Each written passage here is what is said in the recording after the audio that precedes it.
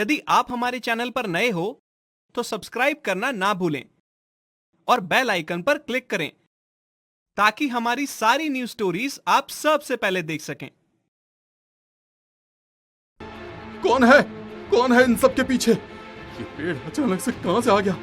सब कुछ खत्म कर दिया इसने। छोड़ दो मुझे, मेरे दोस्तों को भी छोड़ दो। कुछ दिनों पहले तक जिस जगह पर दूर दूर तक कोई पेड़ का नामो निशान नहीं था, सिर्फ सूखा पड़ा हुआ था, बड़े बुजुर्ग बोले कि ये जगह पहले युद्ध का मैदान थी। राजाओं की लड़ाई में कई सारे निर्दोष सैनिकों ने अपनी जान खोई थी। ये जगह शापित है, यहाँ न तो कोई इंसान न कोई पेड़ पौधा। लोगों ने कई बार उस जगह को हरा भरा करने के लिए पेड़ लगाने की कोशिश भी की, मगर वहां कोई पेड़ पनप ही नहीं पाया। ये मैदान लोगों के रास्ते में पड़ता था। इसी रास्ते से होकर सभी लोग गांव से अपने खेतों में पहुंचते थे। एक दिन गांव के दो लोग उस मैदान में से निकलकर अपने खेतों में जा रहे थे, मगर आज उस जगह को लोग आश्चर्य से देख रहे थे क्योंकि वहां पर एक छोटा सा पौधा पनप रहा था। उस पौधे की पत्तियां काली थी। ये तो दुनिया का 8वां आश्चर्य होगा। इस वीराने में एक पौधा पनप रहा है।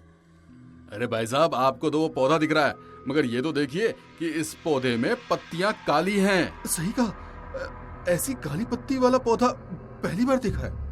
एक तो शापित जगह और दूसरा काली पत्ती का पौधा। हो ना हो जरूर कोई शैतान का साया है।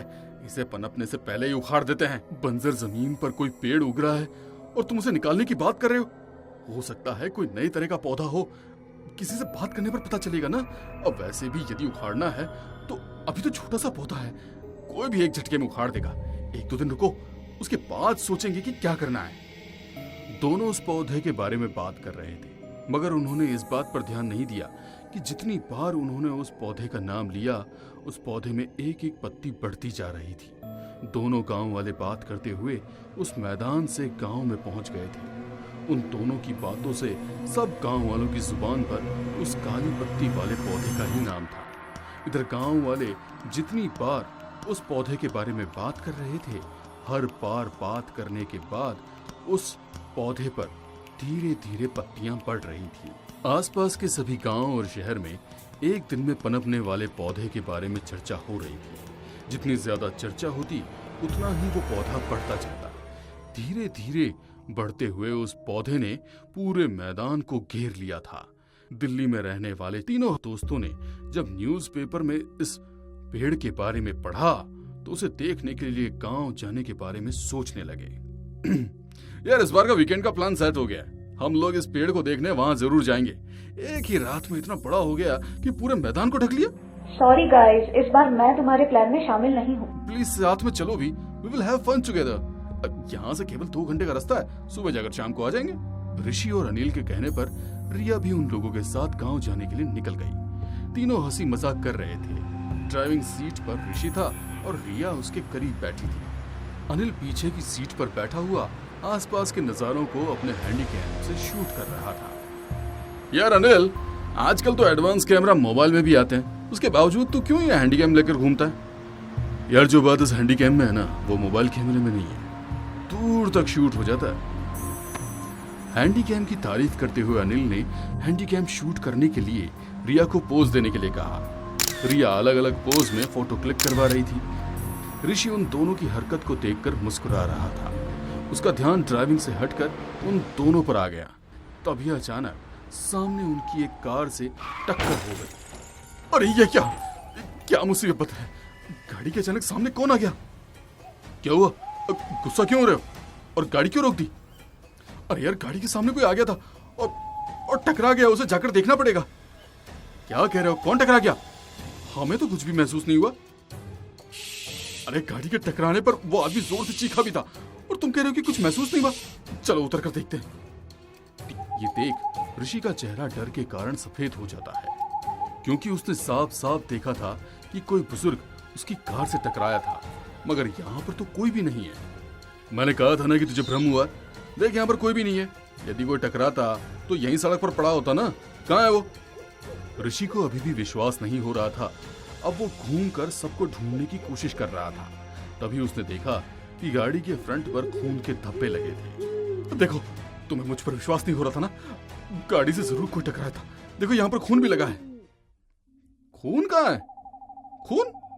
मुझे तो कहीं नजर नहीं आ रहा। उल्टा यहाँ पर तो मुझे तो चिड़िया की पोटी नजर आ रही है। ऋषि, लगता है कि तू थक गया है। तो एक काम कर, तू बैक सीट पर बैठकर आराम कर, गाड़ी मैं चला लेता हूँ। अनिल के समझाने पर भी ऋषि को विश्वास नहीं हो रहा था। वो चारों ओर किसी को ढूंढ रहा था। रिया उसका हाथ पकड़कर बैक सीट पर ले गई और कार अब अनिल चला रहा था। ऋषि की नजर बैक व्यू मिरर पर पड़ी तो वहां पर एक बुजुर्ग उनकी कार की ओर देखकर मुस्कुरा रहा था। उसका शरीर पूरी तरह से सफेद और आंखों की जगह काले गड्ढे थे। सिर पर लगी चोट में से खून आ रहा था। जैसे ही ऋषि ने उसे देखने के लिए अपना फेस पीछे किया, वहां पर कोई नहीं था। कुछ तो गड़बड़ है। वो बुजुर्ग दिखने में कितना डरावना लग रहा था। मुझे अच्छे से यकीन है कि वो मेरी कार से टकराया था।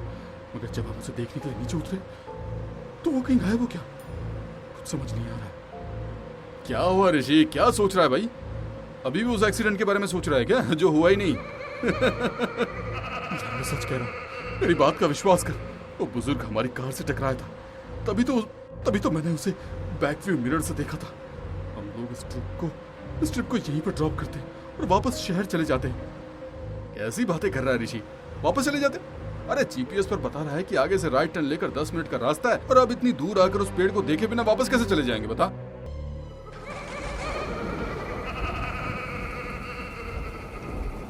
तीनों बात कर ही रहे थे कि अचानक गाड़ी के बोनट में से धुआं निकलने लगा।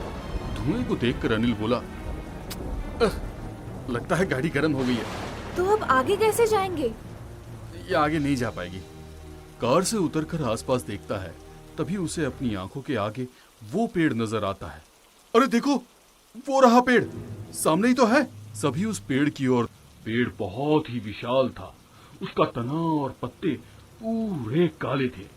जितने एरिया में वो पेड़ फैल चुका था, आसपास सब कुछ नीरस और निर्जीव था, मानो वो पेड़ सब कुछ खा गया हो। इस पेड़ के पास आकर इतनी निगेटिव फीलिंग आ रही है। इसके आसपास भी कोई जानवर या इंसान नहीं है। ये पेड़ जहाँ से गुजर रहा है, वहाँ सब कुछ कितना नीरस है, मानो ये खामोशी से धीरे धीरे सब कुछ खत्म कर रहा हो। रिया, क्या हुआ? होश में आओ, मैं गाड़ी से पानी लेकर आता हूँ। ऋषि उन दोनों को वहां छोड़कर गाड़ी से पानी लेने गया।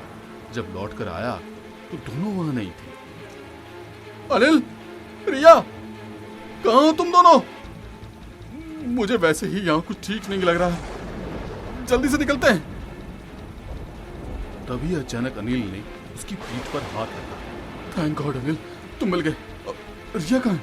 अनिल से प्रश्न पूछते हुए जैसे ही ऋषि उसकी ओर पलटा, उसका चेहरा देखकर हैरान रह गया। अनिल की आंखों की जगह काले गड्ढे और चेहरा एकदम सफेद नीरस था।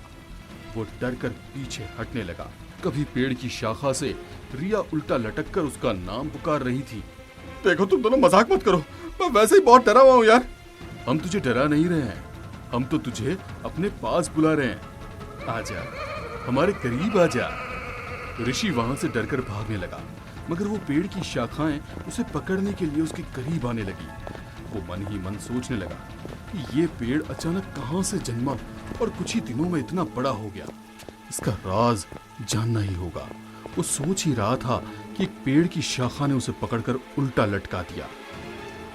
कौन है इन सब के पीछे? ये पेड़ अचानक से कहां से आ गया? सब कुछ खत्म कर दिया इसने। छोड़ दो मुझे, मेरे दोस्तों को भी छोड़ दो। ऋषि की बात सुनकर पेड़ की टहनियां जोर जोर से हिलने लगी, मानो वो उसकी बात पर हंस रही थी। टहनी ने ऋषि को नीचे गिरा दिया। पिछले 4 दिन में यहाँ और आसपास सब कुछ खत्म हो गया, मगर किसी ने हमारी कहानी जानने की कोशिश नहीं की।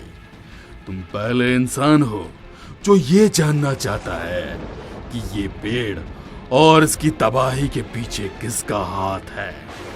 अपने साथ साथ अपने दोस्तों के बारे में भी सोच रहे हो, इसीलिए बताता हूं। सुनो, ये पूरी की पूरी जगह ही शापित है। यहाँ कुछ भी अच्छा नहीं हो सकता। कई सारे मरे हुए सैनिकों की आत्मा यहाँ पर भटक रही है। इन्हीं सैनिकों की रूह को शांति चाहिए। शांति चाहिए? मगर तबाही मचाकर शांति कैसे मिलेगी? यहाँ अभी भी कुछ सैनिक ऐसे हैं जो मुक्ति नहीं बर्बादी चाहते हैं, और ये पेड़ उन्हीं की सोच का नतीजा है। ये पेड़ धीरे धीरे बढ़कर अपनी आसपास सब कुछ नष्ट कर देगा, सब कुछ बर्बाद कर देगा। उसके पहले तुम्हें इसकी जड़ों में गंगा जल डालकर आग लगानी होगी। तुम्हारे पास समय बहुत कम है। जाओ, जाकर इस काम को अंजाम दो। वो भागता हुआ अपनी कार के पास पहुंचा और कार में से पेट्रोल निकाल लिया। मगर अब सवाल गंगा जल का था, वो कहां से लाए? उसे इस पेड़ की छाया में ही एक मंदिर नजर आया। मंदिर के ऊपर पेड़ की छाया नहीं बन रही थी, शायद वहां की पॉजिटिविटी का असर था। वो मंदिर की ओर बढ़ने लगा तो एक टहनी ने उसका पैर पकड़कर गिरा दिया। मगर जैसे तैसे बहुत मंदिर के अंदर दाखिल हुआ और वहां से गंगा जल लेकर पेड़ की जड़ों तक पहुंचा। जैसे ही उसने पेड़ में गंगा जल डाला, कई सारी आत्माएं धुएं के रूप में चीखते हुए वहां से बाहर निकली। आसपास दहशत का माहौल हो गया। कुछ देर बाद ऋषि ने अपने हाथ में रखा पेट्रोल पेड़ की जड़ों में डाला और आग लगा दी। पेड़ पर आग लग गई। आग के साथ ही कई सारी आत्माएं और निकलकर बाहर आ गई। जब पूरा पेड़ जलकर राख हो गया, थोड़ी देर बाद वहां एक नया पेड़ उगा जिसके पत्ते हरे थे। मुझे अपने दोस्तों को खोने का अफसोस जरूर है, मगर इस बात की भी खुशी है कि इस पेड़ की दहशत खत्म हो गई। यदि आप हमारे चैनल पर नए हो तो सब्सक्राइब करना ना भूलें और बेल आइकन पर क्लिक करें ताकि हमारी सारी न्यूज स्टोरीज आप सबसे पहले देख सकें।